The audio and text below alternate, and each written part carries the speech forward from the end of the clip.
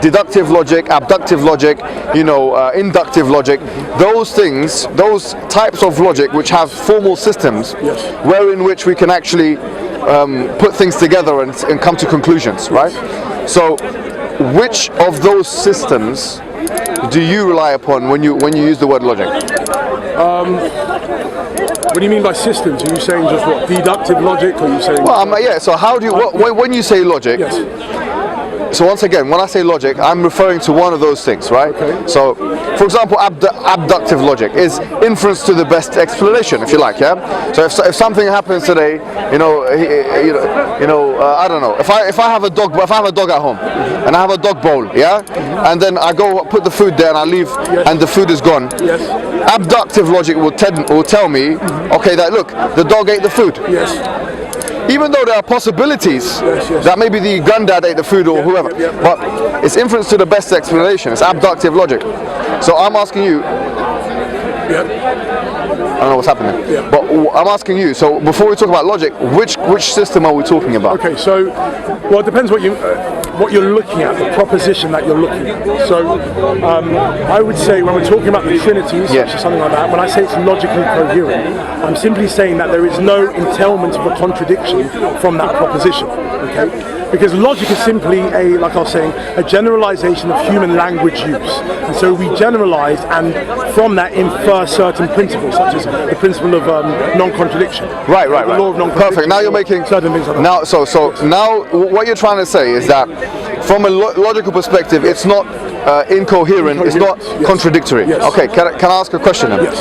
I'm going to present for you the Quranic argument. Okay. It's up to you. Yes. I mean, the truth is this, Joshua. Yeah. We, as Muslims, have let you guys down as Christians. Okay. Yes, we have. You know why? Because and this includes me as well, yeah? Sometimes we go on tangents where we philosophize a little bit too much. Let me just bring forward what the Quran says. There are three verses that I want to bring to your attention, and then I'll tell you what the argument is, okay? One of them is in chapter 17 of the Quran. The Quran says, قل لو كان معه آلهة كما تقولون إذا لابتغوا إلى ذي العرش سبيلا يا سبحانه وتعالى عما يقولون علوا كبيرا. Allah says in the Quran, if there were more than one God, as they say, they would have competed with one another to Dhil Arsh, which is the throne, right? Now the Mufassirs, the exegetes of the Quran, they say this has two meanings. Some say that it means that they will be trying to get closer to God. The other meaning is that they will be competing to get to be in an authoritative position. That's number one. The Quran says in chapter 21 of the Quran, which is Surah Al-Anbiya, it says, if both of them were creators, لَعَلَى بَعْضَهُمْ عَلَى لَذَهَبَ كُلُّ إِلَهٍ بِمَا خَلَقَ وَلَعَلَى بَعْضَهُمْ عَلَى بَعْضٍ. That each of those creators would have taken what they have created, and they would have competed once again one another in authority. The third verse is in Surah Al-Mu'minun, chapter 23 of the Quran. It said that the heavens and the earth لَفَسَدَتَا, they would have been destroyed completely. Now, in a nutshell, you can say there are 3 points. The Quran is making the argument that it's not possible to have entities with different wills, with different, that you have more than one creative entities, ultimately creating the universe and sustaining it. And number 3, that you have more than one all-powerful entity. One more time, let me just break this down again, right? The Quran is saying you can't have entities, yes, you can't have more than one ultimate entity with more than one will. Number 2, you can't have more than one ultimate creator. And number 3, you cannot have, you can't have more than one ultimate power. So here's an example, right? Say you've got this brother here, and you've got this brother here. Okay. Now, if I were to ascribe all power to one of them, so I'll say this man is all powerful, okay, and I ascribe it to him. Now the question is, of the two of them, who is more powerful? Okay, So if you're all powerful and you're all powerful, I ask the question now, of the two of you, who is more all powerful? Now, if all powerful by definition means there is no one more powerful than you, then that would be a contradiction. That's number one. Number two is will, yeah? Jump in? Yeah, can I just tell you all three and then, yeah? Because it's up to you, you can jump in now, I can just tell you all three. If ultimate will belonged to him, which means, let's say for instance, yes, you have a nice purple hat. He willed to pull the hat off your head. And in fact, no, he willed, yes, to make sure the hat stays on your head. So you have contradictory wills. In the case of contradictory wills, he wants to take it off, he wants to put it on. If I say you have ultimate ability, you have ultimate will, and you have ultimate will, where's the hat gonna go? If you say the hat is going to stay on your head, then actually he's the all-powerful one, right? And this links to power. So power, if I say, listen, if I say, he's the all-powerful one.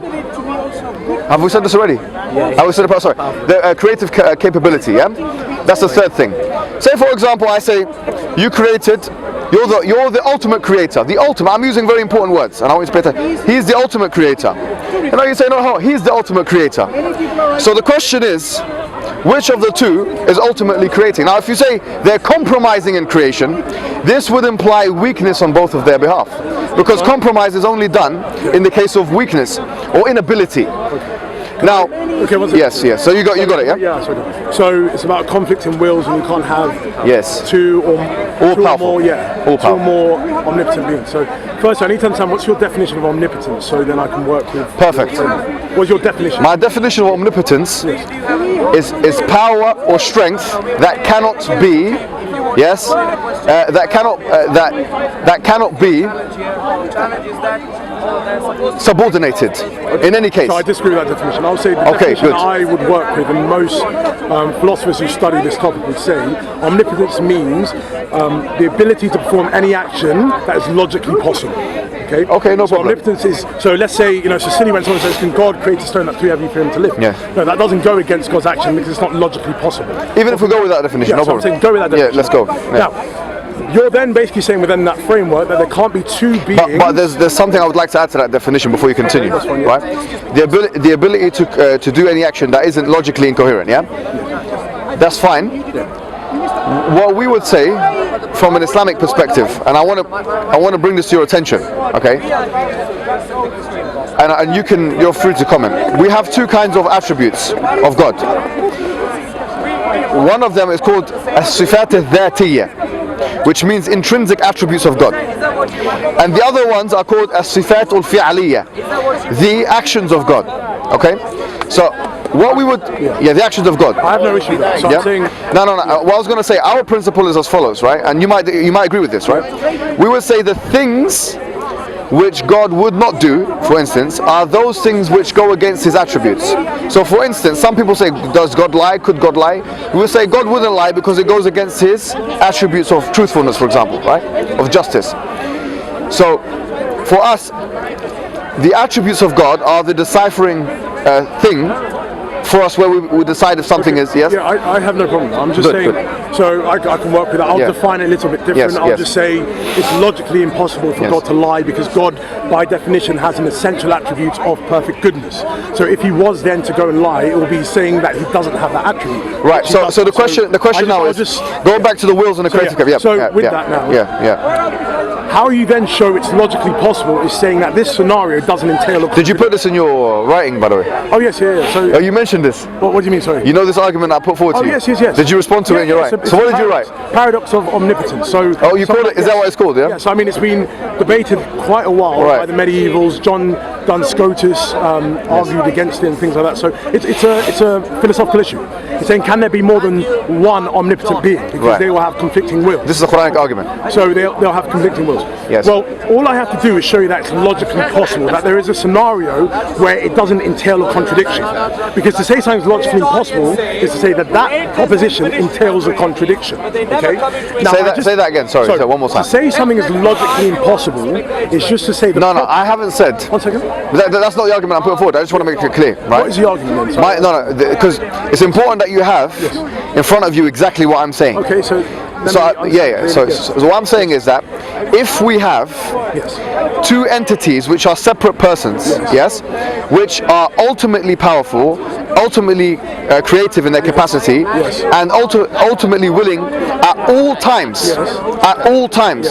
So in other words, you cannot conceive of a time where any of those entities are not ultimately willing something, are not ultimately putting something into creative capacity, are not ultimately maintaining or sustaining something. In that scenario, it would be contradictory to say that the wills, had they, or if they are different or autonomously different, then one will and the other will can coexist. So you're saying exactly what I'm saying. You're saying it's logically impossible. It's a little bit different. But it's logically impossible or logically incoherent. There's a scenario where you can have two omnipotent beings who have independent wills. Okay. So, and ultimately create and things like that at the same time. You can't have that scenario. Now, all I have to do to show that it's logically possible is give you a scenario where that is actually so, where it is a logically possible scenario. Okay. So, I agree. Sorry? You're just going to give him one scenario, but he's saying in all scenarios. That's the point. That's the point of, you see. To show coherence, all you have to do is show that the statements do not contradict. Okay. No. Sorry, I apologize. Go ahead. Yes. So I did let you speak for a while. Yes. Go ahead. If you're saying that at all times in all possible worlds, this thing cannot be true. That's what it means when you say something's logically. But now you're. But before you, the straw man, because this I fear. I fear a terrible straw man coming ahead, right? Because now you've changed my initial statement to in all times and all possible worlds. What I'm saying is this. Before we talk about all times and all possible worlds, yes, because I know the argument. We're taking a step back here. We're saying the world as we know it, the principles as we know them. And these principles as we know them will creative capacity. I want you to solve it. And by the way, there's a difference between a statement. Yes. Sorry, Joshua. I apologize. I apologize. No, right? Fine. I will let you talk now. There's a difference between a valid logical statement and a sound one. Yes. So if you come and give me a valid logical statement, for example, if I say all unicorns are white, George is a unicorn, therefore George is white. Yeah, that's a valid logical deduction, but it's not sound because it's not. One second, you confuse two things. Yes. There's no such thing as a valid logical statement. That doesn't make sense. No, I didn't say that. I didn't say that. There's a difference between a valid one and a sound one. Not statements. That's incorrect. You can have a valid logical argument and a sound logical. Yeah, that's right. You can't have a valid statement. Fine. No, you can still have a valid statement as well. No, logically, there's no. But a valid statement, a valid argument. What you need to say is that's an coherent statement or that's an incoherent statement. It's nothing to do with validity. Okay, validity is only related to arguments. Okay, construct your argument. Vernacularly, I can use the word valid with statements as well. No, I'm saying if we're talking about philosophical yes, deductionism. Yeah, you're right. Go ahead. So, what I was saying to you, when you are trying to show something is logically possible, something is coherent. Yes. All you have to do is give you a scenario where the statement doesn't entail a contradiction. If that is so, then you approve the statement. No, but I don't agree with this. Let me tell you why I don't. Why not? Let me tell you why I don't agree with that premise. Right? We're not looking for a scenario. We are looking for. This is the point. We're not looking for a scenario. We're looking for this statement or this reality to be coherent in all cases, not in one case. No, but then you've misunderstood me. Oh yeah, one scenario. Yeah, no, because do you know why? The logical principle of the exceptions of a general rule. If you have a general logical principle, and we're able to find exceptions of it, the exceptions of that general rule cannot redefine the general rule. Okay. So if you're able to find an exception, all you can do at best is show me that this is the exception to the generality. You're talking about two different things. No, but you're saying a scenario. I don't agree with that premise. Yes. Coherence and truth. When you say something is coherent or something is incoherent, you're saying at all times this cannot be so. So what you then that's what I said. Yes, but then what you have to show then is one example where it is so. If that is done, then you've shown that statement that this cannot be so at all times is false. Yes, that's what you do with coherence. No, I understand that point. Now, yes. So that's what I then said. Said to you. That all I have to do is show you a way that this could be so that proves coherence. But you have to show me a way that this could be so in bearing in mind the initial statement I made, because my initial argument, just to be clear, as long as I talk about your statements, just let me, wills, power, yes, and creative capacity, yes. But not only this, yes. And here is the key building block that I want you to remember. Okay, yep. At all times. 3 words. At all times. Now, if you say there might be a time wherein which X could be possible, that doesn't mean you cannot generalize this this into all times. Yeah. Yes. That's definitely not what I'm saying. Okay, good. Because so at all times, yeah. It has to be at all times. Perfect. Okay, go ahead. It has to be at all times. Now we're on the same page. God being creator, God being omnipotent, yes. God being the ruler of all things, or whatever. Yes, that happens all the time, right? Those are essential properties of God. Yes, so yes. we cannot lack them and be God. Okay? Yes, so yes. I'm never going to say, oh, there was a time when God didn't have that. Yes, perfect. Okay, we're on the same page. I agree with you that you have conflicting wills. Okay, good. If these are the two scenarios, if these divine persons are essentially equal and relationally equal. Okay, go ahead. If they are essentially equal and relationally equal, then you always have the conflict in wills. Now, the doctrine of the Trinity says only one of them has the equality that we're looking at. Who is that? One second. They are all equal in essence, but there is a relational distinction between the persons. See, now you're looking like you're moving into subordinationism. No, I'm not. One second. There is equality in their essence, but there is a relational difference. Okay. The Father. The Father is the inevitable cause of the Son, and the Father and the Son are the inevitable causes of the Holy Spirit. So there is a relational difference between the three. But they are equal in essence. So, I'm happy you say this. Yes, keep going. Yes. If there is a relational difference, but there is no difference in essence, then you can still have there be these three persons who have independent wills and who have all the property of omnipotence and still exist at all times. Okay, of the councils, the early church councils that you know of, starting from Nicaea onwards, who formulated the doctrine of the Trinity in the way that you're formulating it now? How is it defined? No. I'm asking you very simple, because what you've done here. I don't like the word formulated. No. Because what you've said is really, really interesting. There's a relational and I'll be honest with you, right? Yes.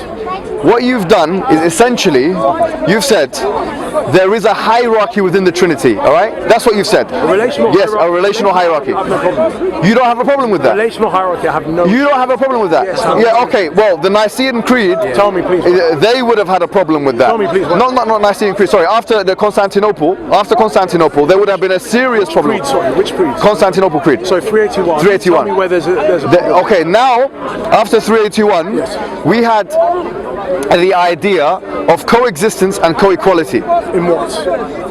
No, I'm asking you. You said no. Hold on. Coexistence, co-eternality, and bring up the Nicene Creed. No, not Nicene. I said Constantinople. Constantinople. Bring it out. Yeah, I'll bring it up. No, let's bring it up. Good, very good. Now, what I'm saying is that what you've just said here is really interesting, because I tend to agree with you. Yes. Wait a minute. What did you say? Okay. This is where you know. Christian. Hallelujah. Oh yes. What you've done is you've come 3 steps, not 1 or 2. But because you're a Trinity.